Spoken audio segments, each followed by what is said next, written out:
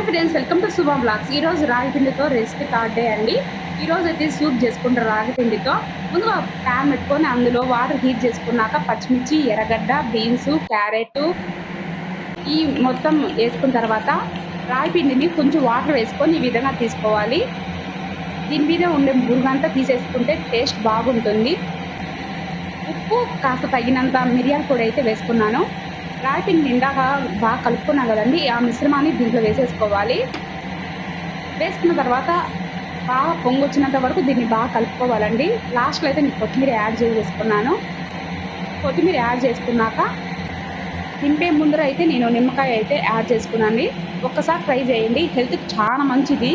Diet చేసే వాళ్ళకి మరీ ముఖ్యంగా ఇది చాలా బాగుంటుంది. చూడండి, ఉదయం కానీ నైట్ కానీ తీసుకుంటే ఈ రెసిపీ ఆకలి మీదే వేయదు.